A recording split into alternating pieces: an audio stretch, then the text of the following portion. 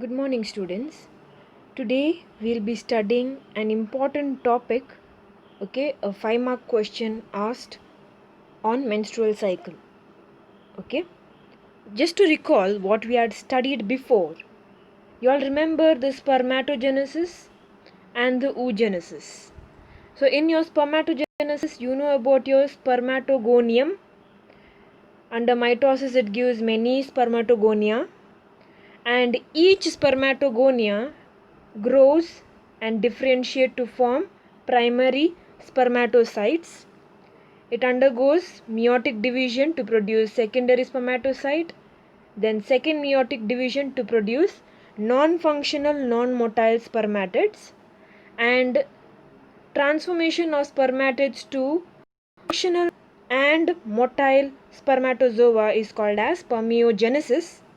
So this much you have already understood under spermatogenesis. And under oogenesis, before birth, this was your spermatogenesis was at puberty. Okay, it begins at puberty, whereas oogenesis, the production of your oocyte is in the fetal life. The oogonia are divided and produce many in number. Okay, so the oogonium, single oogonium, divides to produce many oogonia, and this oogonia grows and halts at one particular stage. That stage is prophase 1 of meiosis 1. Okay, so till here we say an arrested stage. So there are millions of your primary oocyte. So around the primary oocyte, you have already understood there is your follicular cells. The follicular cells, you can see here the primary follicles, so secondary follicles. Just to know, we have understood it undergoes certain degeneration process during the childhood. You all know from birth till the puberty there is no production of primary oocyte. So whatever the primary oocyte was needed is prepared in the fetal life. So it is prepared in the fetal life. So after birth nothing is added. So every month each primary oocyte will undergo the changes. So that is till puberty degeneration of the follicles take place. So primary follicles undergo degeneration. Why? Because LH and FSH was absent. Okay, that's why at this childhood period it was not allowing for further division. Now at puberty you have already understood at puberty LH and FSH will be there, and hence there are changes in the follicular structures. So you can find it as primary follicles, secondary follicles, tertiary follicle, and finally it matures to form Graafian follicle. This is the last stage, Graafian follicle. So once it is matured, it immediately ruptures to release the oocyte. So what is that oocyte? We have termed it as secondary oocyte. So it is first polar body and secondary oocyte produced on meiosis 1. So you all know about primary follicle. So just remember, let me first enlarge this view. So this is your primary follicle growing in size till here. Secondary follicle. So what you can see, the yellow part is your oocyte. It is primary oocyte. Once it is initiated to grow, it starts its meiosis 1, and by the time it reaches the tertiary follicle stage, you can see the antrum, you can see the two theca. Okay, so two theca means two walls. I hope you all remember. Primary follicle, single layer of cells. Secondary follicles, you can find there is more than one layer. Tertiary follicle, you can see the characteristic feature is your two thecas, that is theca interna and externa, and your fluid filled antrum. and this particular yellow structure has completed the division meiosis 1. Okay, meiosis 1 is complete to produce secondary oocyte. So I hope you have understood now. This is secondary oocyte. That is why we are saying in your definition of ovulation, release of secondary oocyte from the mature graphene follicle. I hope it is clear till here. Now you are studying after rupture what will happen, and during this particular changes what is the activities that are occurring, the hormonal changes, as well as the activities in the of the accessory ducts. This is the activities in ovary. You have to also understand the activities in the accessory ducts of the female reproductive system, as well as the hormones involved in it. So we are studying your menstrual cycle. So I just want to give you an idea. We had stopped till secondary oocyte. That's why I've highlighted the oogenesis process. You can see we have stopped till secondary oocyte and first polar body. It is still meiosis 1. That is still meiosis 1. Meiosis 2 we have not completed. Okay. Meiosis 2 is not completed. Why it is not complete? It is waiting for a particular phase. And that phase is, it is waiting for the sperm to enter.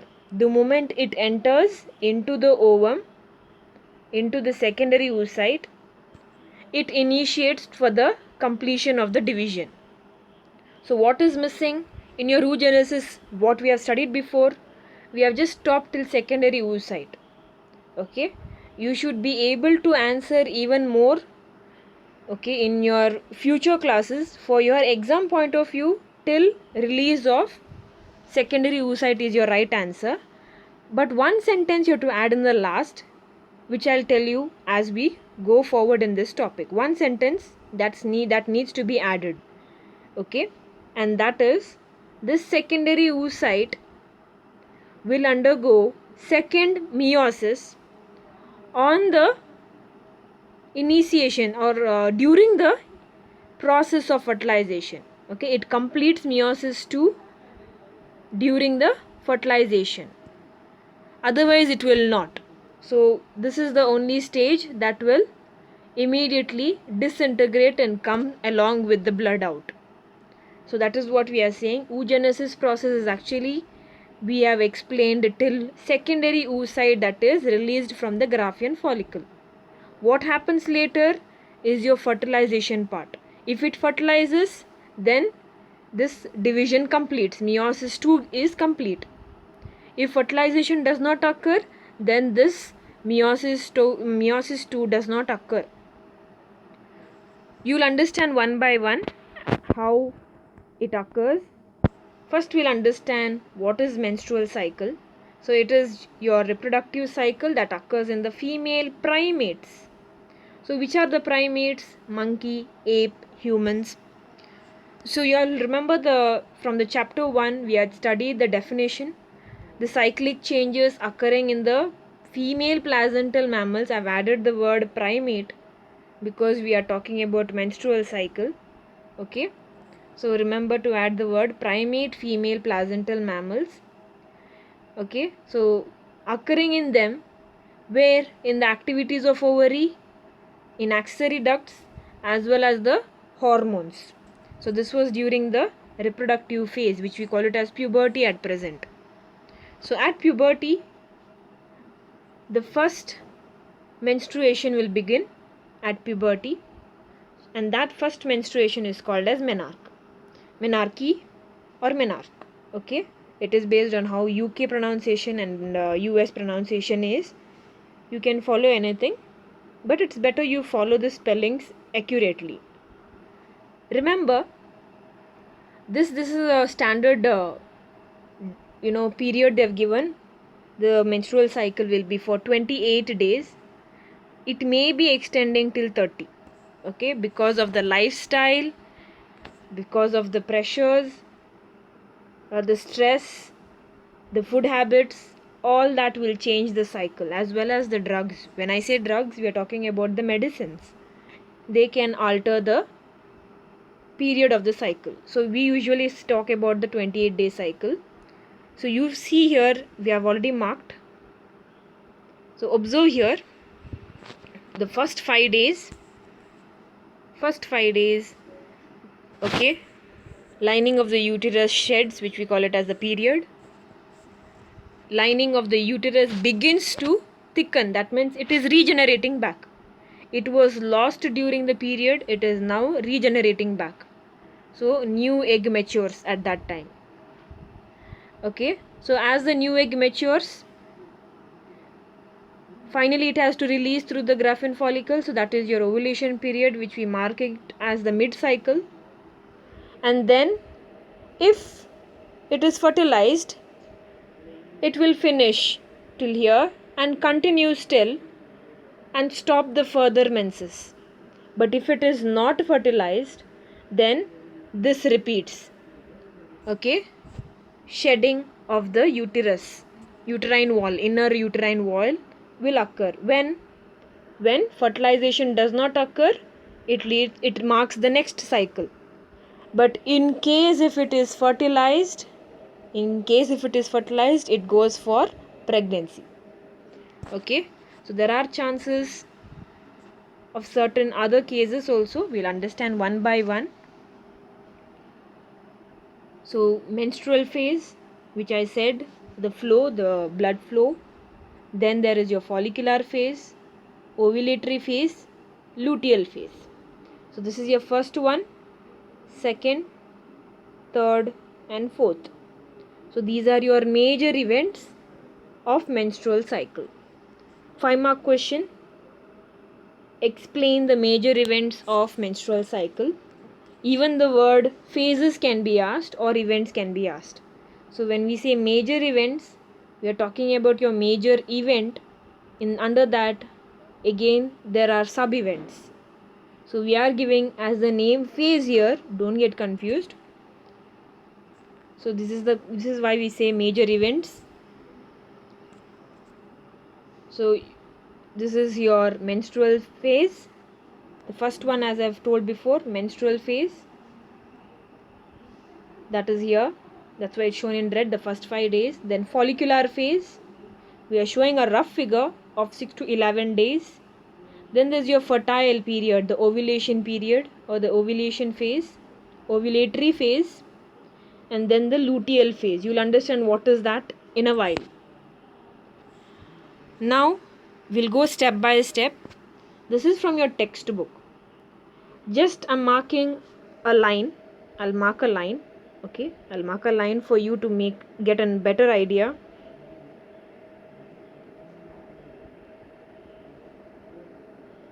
Okay, now in this, observe what's happening here in this uterine place and in the ovary. So you can see in the ovary and in the uterine part what happens. So in menstrual phase, you can find the menses, the flow of blood. Okay, so once that is done, remember, nothing happens to the follicles. During the shedding of endometrium, which we call it as the inner uterine wall, okay, when the shedding of the inner uterine wall occurs, there is no changes in the ovary. It is still stagnant. The primary follicles are as it is. Once the day 5 is done, it is the follicular phase, which you call it as proliferative. What is that proliferative? See the two words, proliferative for the endometrium. You can see the increase in the layer. That means it is beginning to regenerate. The endometrium is coming back. It was lost during the menstrual phase, is now coming back. So let me again mark it. I just erased it here. So this is your follicular phase. You can see the follicles which are growing. So till mature follicle. I hope you understood the word follicular phase as well as the word proliferative for the endometrium, that is regenerating. The 14th day, it is not written here. So mid cycle, we take the cycle to be from 12 to 17 or 16 like that. So it's just a mid, but 14th day usually the ovulation occurs. I hope you all remember what is ovulation. Release of secondary oocyte from the mature Graafian follicle. So this is your fertile period. This is the fertile period. So at this time, if coitus occurs, if there is insemination, okay, or if there is intercourse, there are chances of fertilization. Okay. So you have understood about the ovulatory phase, which is not written, but you can identify looking at the diagram. At the same time, you can find there's some extra graph here as well as here. Please remember, from pituitary gland, FSH, LH, the gonadotropins are released. So, and even the follicles, the developing follicles, I told you about the follicular cells, which we call it as granulosa cells, release estrogen, as well as it will produce little amount of progesterone, very little. Okay. Now you can see the graph, it is low. That means the progesterone is not needed much, but estrogen is needed in much. At the day of ovulation, it is just increased. Okay, it is just increased. It is estrogen is specially required for the regeneration of endometrium. Even here you can find in pituitary hormones, FSH and LH. LH seems to be increasing as it comes forward. Okay. FSH is also increasing at a particular time. LH and FSH together, they are, giving a peak, a pitch. So that pitch, we call it as LH surge. You'll understand one by one what is that. So after that period, only when that LH surge is there, it will induce ovulation process, and that's why you can find the high amount of estrogen. Why? See, the oocyte is released, let the endometrium be ready. That's why even estrogen is high. So after the ovulation process, LH and FSH comes back to normal. You can find at the next stages, this Graafian follicle has now changed into corpus luteum. So you can see the word corpus luteum. Now this corpus luteum is acting like an organ which releases progesterone. That's why you can find the increase, whereas estrogen is going downwards. Remember, estrogen is not completely going down, it is going hand in hand. This is very important for the female secondary sexual characters. That's why it is going hand in hand. But why progesterone? It is checking, corpus luteum checks, there is proper, vascularization, the formation of placenta, the developing embryo is properly nourished or not. That is the duty of progesterone. And it maintains both the uterine wall as well as the developing embryo. So progesterone is useful for that. You'll understand one by one. I hope you got the idea looking at this picture. Now this is formed at the middle of that luteal phase. Okay. So in case the fertilization did not occur, then it is no use of releasing progesterone. So it will disintegrate. So you can find regression in the corpus luteum. So this is when fertilization does not occur. It will disintegrate. If the fertilization occurs, this one will be, present till the end, because progesterone is needed for the developing embryo as well. So you'll understand about your pregnancy period. So at that time the progesterone levels are very high. So it is the duty of corpus luteum to release the progesterone. So we are saying, if fertilization occurs, corpus luteum will be there to produce progesterone. If the fertilization does not occur, then it's no use of releasing progesterone, so it will disintegrate. So once it disintegrates, what happens to that ovum which was attached to the uterus? It will shed. So the shedding talks about the next cycle, the next menses, which repeats again here. So I hope it is clear. Repeating the cycle here. We'll understand in theory part now.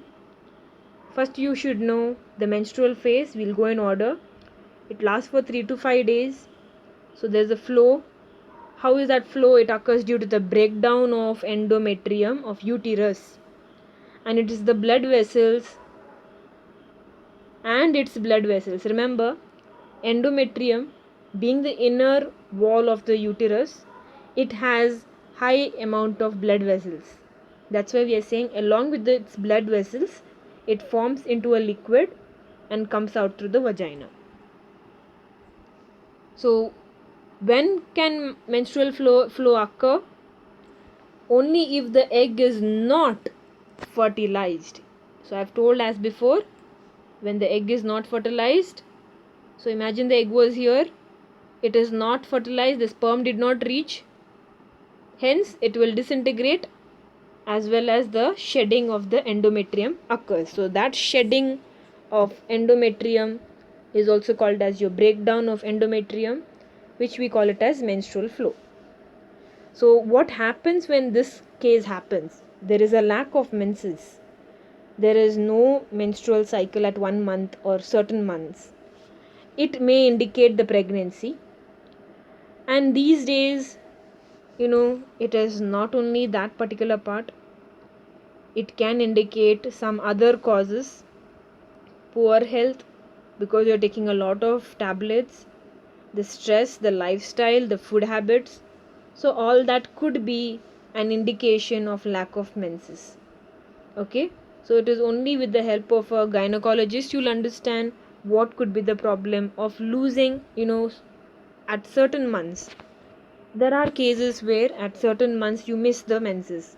So it is mainly because of the stress, the poor health, or else it is the indication of pregnancy. Let me know if you have any doubts regarding the first phase. Now we'll understand the second phase, the follicular phase. So remember what is follicular phase? So I'm talking about the follicular phase from after day 5, maybe around day 12 till day 12. So from 5 till 12 days, we'll understand that there is your primary follicle growing into Graafian follicle. So that is the phase follicular. So follicles will grow.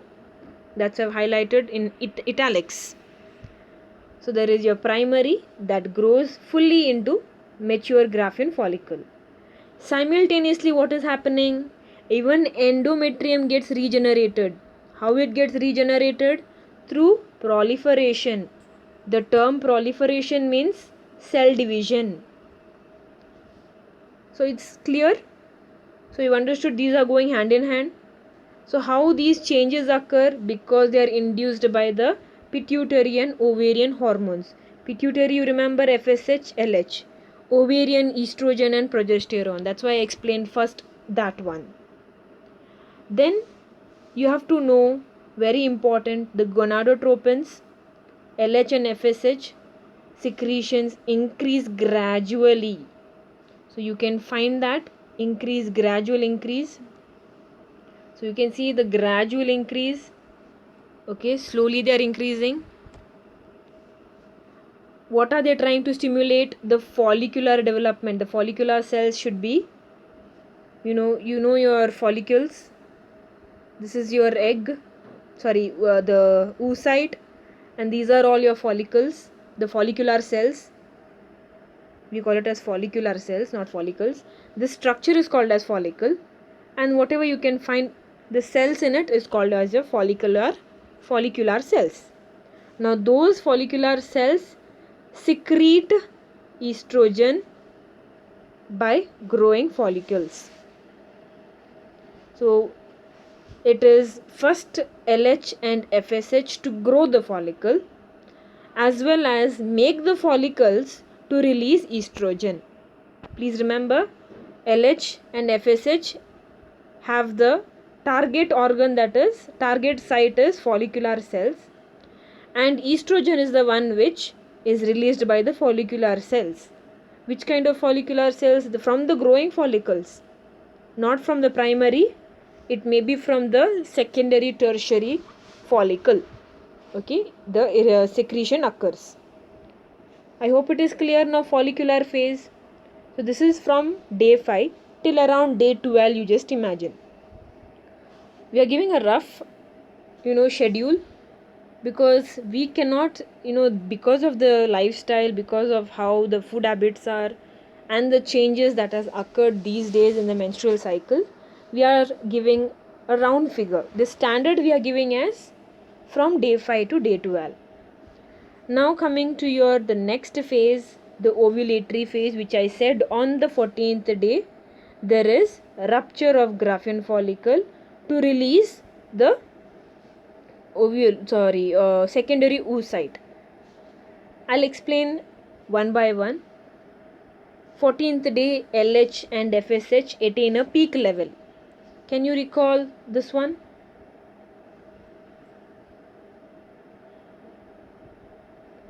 So this is your 14th day, and it has reached to the peak. The secretion of LH and FSH is at the peak. Okay, that peak level, we are saying it has to be your rapid secretion, which has reached till the maximum. That is why the word peak level. And once it has led to the maximum during the mid cycle, we give it as LH surge. 1 mark question: what is LH surge? This is your answer. Rapid secretion of LH leading to maximum or leading to peak level during the mid cycle of the menstrual cycle is called or is termed as LH surge. So what happens during the LH surge? It induces the rupture of Graafian follicle. Hence, there's a rectification, typing error. Ovulation occurs. Hence, ovulation, TION, okay, occurs. The final is your luteal phase. Just remember this. Remaining parts of Graafian follicle, that is after ovulation, transform into corpus luteum. Just look at this. Very sorry.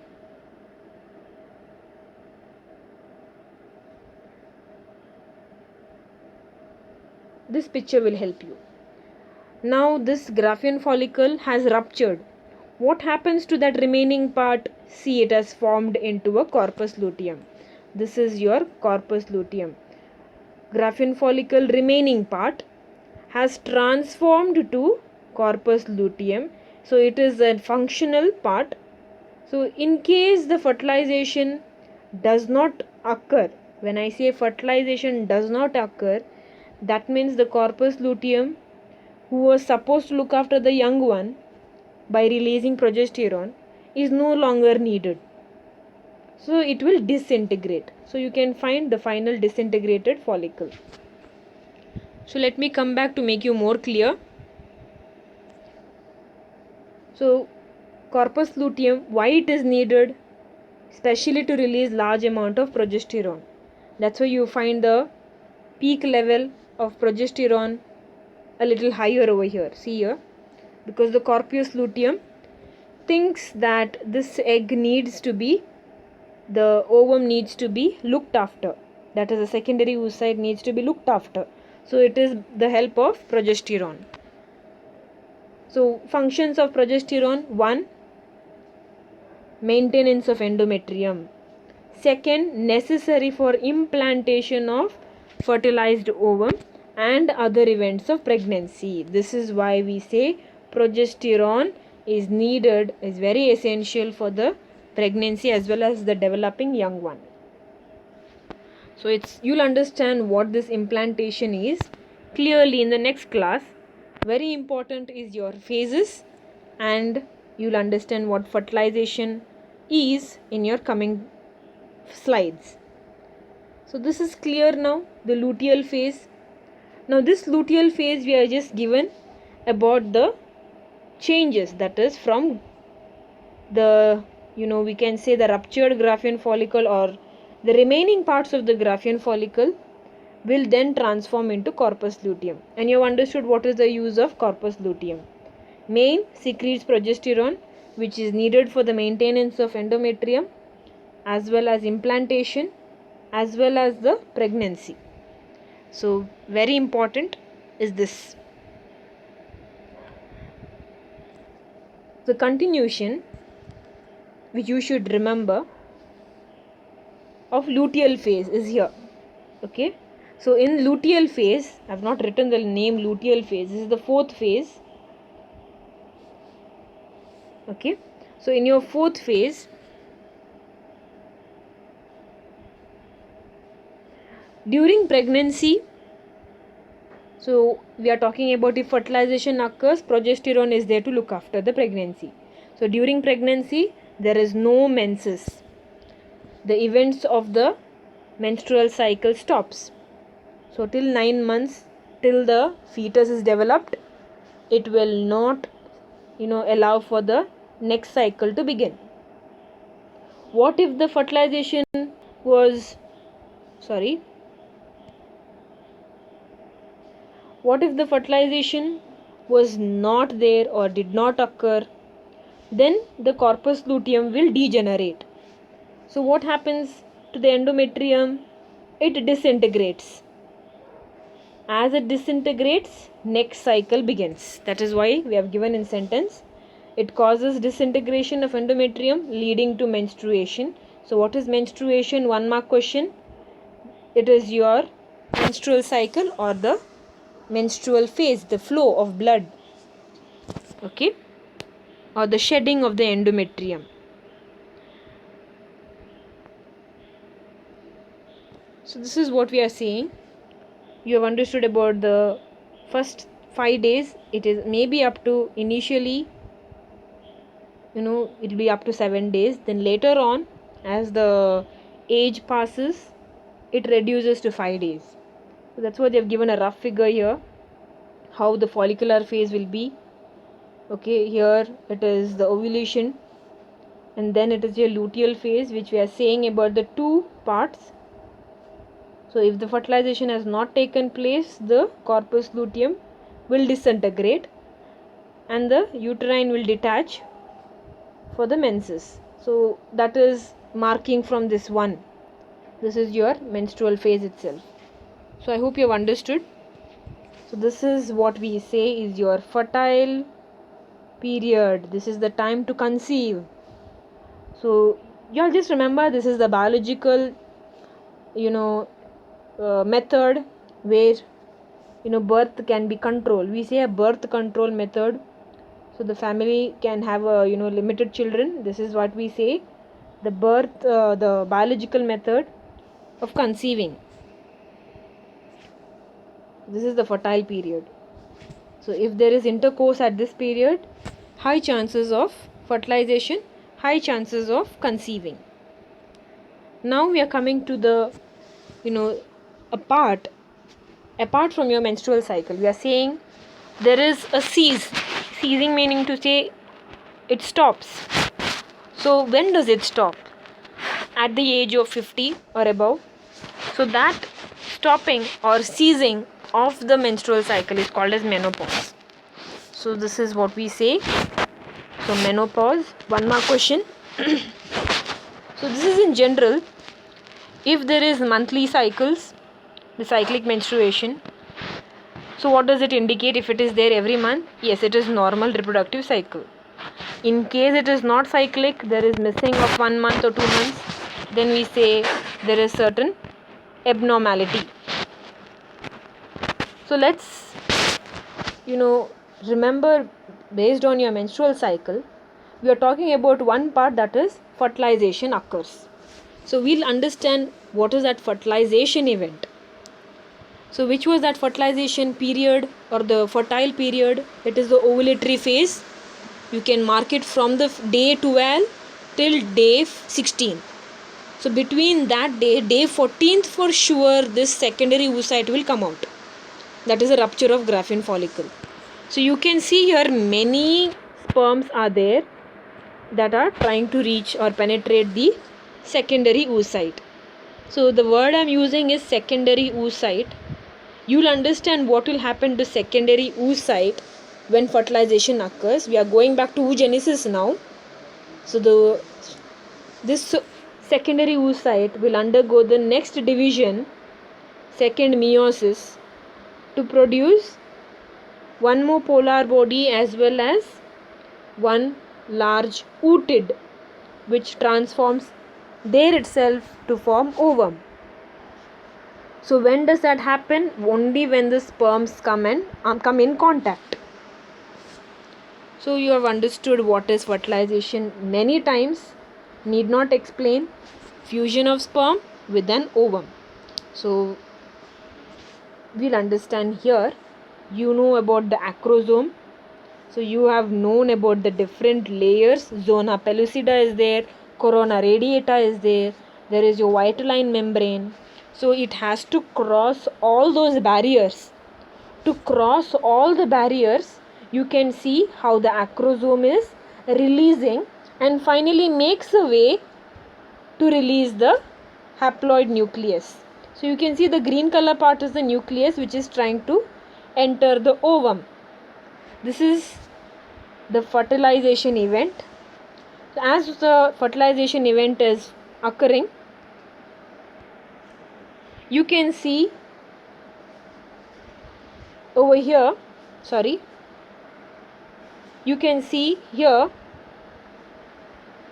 there is your input as well as changes in the ovum, which is not shown here. I'll just explain here. So imagine this is your secondary oocyte, which is divided to form small polar body and large, I'll just cut, and a large ootid. This ootid undergoes slight modification to form functional ovum. In case of humans, there is no need of modification. This ootid is itself your functional ovum. In some cases, they will undergo little changes, that is formation of yolk sac. You know your egg, some have yolk sac. For us, it is only minute amount of yolk. We don't have much. In humans I'm talking about. Whereas in frogs, you'll find the ovum having yolk sac. So you'll understand one by one. So only during the fertilization event, this completion of meiosis 2 occurs. I hope you got some idea. I'll repeat it. So as this fertilization occurs, meiosis 2 is completed. So what is that meiosis 2? Secondary oocyte divides to form large ovum and a small polar body. Now you might wonder, what about that other, along with the secondary oocyte, there was a polar body.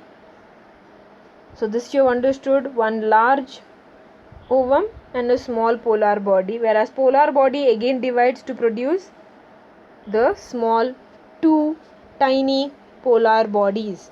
So totally 3 polar bodies and 1 functional ovum. This is what was missing in the previous. I'll come back later. We'll understand the process here, because the fertilization event can be asked for 3-mark question. Chances of asking for 5-mark question. Okay, the 5-mark question will be with the diagram. So diagram I've shown it here.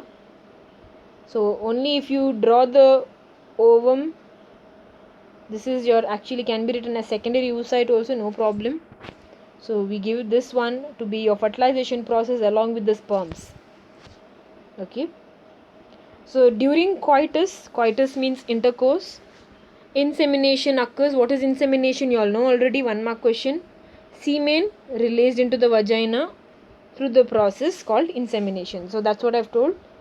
During the intercourse through the penis, the semen is released into the vagina. So what happens after insemination? The motile sperms will swim towards the cervix. To show this, I'll show you this picture.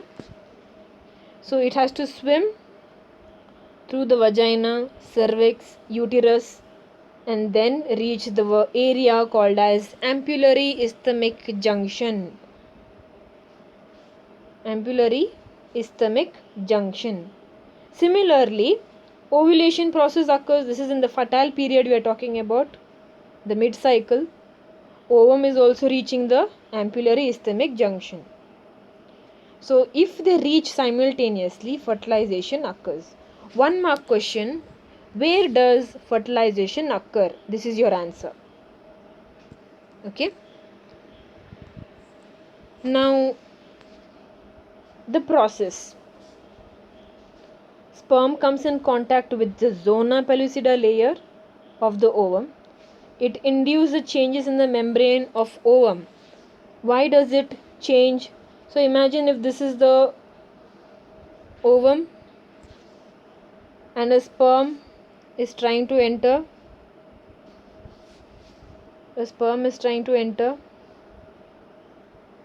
There are many sperms, I'm showing as arrow. So the first one who is reaching will do a changes in such a way it will immediately shield, allowing only the one sperm who has entered already. Others are like it is shield, it is not allowing anyone to enter. So these cannot enter. Only one sperm is allowed. Only the one sperm nucleus will be allowed. That's why. So I hope you got the idea. So it is making that changes so to block the entry of additional sperms. So it ensures the entry of one sperm. Okay, only one sperm is allowed.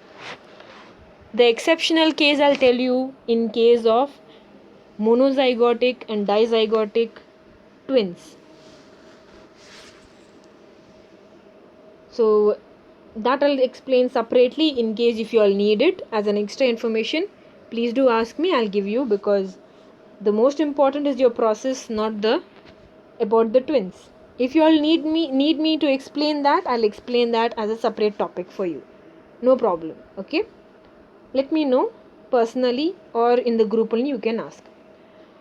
Okay. Now as it enters, as I had said, there are secretions of acrosome. So the sperm entry will be easy. So you all remember the sperm entry. So it is the acrosome which is making it easy access to finally allow the nucleus of the sperm to enter.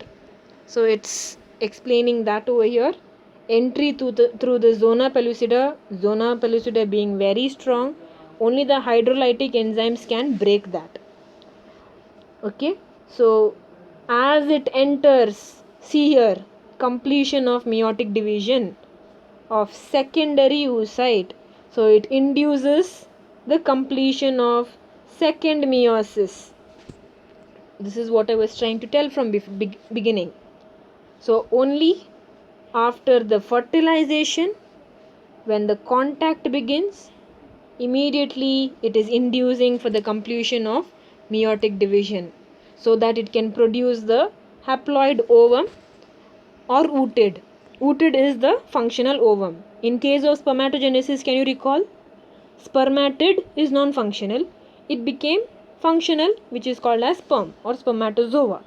Here, ooted was supposed to be non-functional, but it immediately modifies and becomes functional ovum. We are not going in detail about it. We are just writing it to be your haploid ovum as your answer. Okay, this is in case of humans we are saying. That's why human reproduction. So finally we are talking about the haploid nucleus of sperm, haploid nucleus of ooted, that results, better to write ovum, results in the formation of diploid zygote. So it's clear, process of fertilization. So this is what we are explaining. This is the follicle stage and this is So we are talking about your not follicle, I'm very sorry, this is not the follicle, this is your secondary oocyte surrounded by corona radiata. Okay, it is actually the secondary oocyte with corona radiata. We are talking about when the fusion, not you can say the ampullaric junction, this is your ampullaric junction, ampullary isthmic junction. So in that particular region you will find the fertilization. So what is fertilization? You can see here enlarged. So we will be dealing with the next step, that is from zygote. What is the next step? We'll understand that very carefully in the next class. So till here you have understood. This is what I've highlighted. Ampullary isthmic junction over here, and this is the process, that is the fertilization process, which I've shown in pink. So now we have understood how the secondary oocyte on initiation of fertilization immediately divides to form ooted second polar body. Even this polar body will divide to form two polar bodies. So totally there will be 1, 2, 3 polar bodies. Okay, and one large ooted that becomes as functional ovum. So I hope it is clear. This is just in case if you need a better idea. The sex of the young one. Sperm carries one of the sets, right? So we say male is XY, female XX. When gametes are formed, we are separating. One will go into one sperm, Y will go into the another sperm. So here also in case of females, X and X into each gamete. So we are showing here a gamete. Even here the gamete. So when the gametes fuse, we are saying if X sperm carrying X chromosome fuses with the egg carrying X chromosome, then the girl is formed. So if the sperm carries Y chromosome and fuses with the egg carrying X chromosome, then it is a boy, XY. So that is why we say male is responsible for the gender of the or the sex of the child. So please, if you have any doubts, let me know. Okay, answer to the questions. I have given 2 questions from the last class. If you have any doubt, please let me know. Thank you.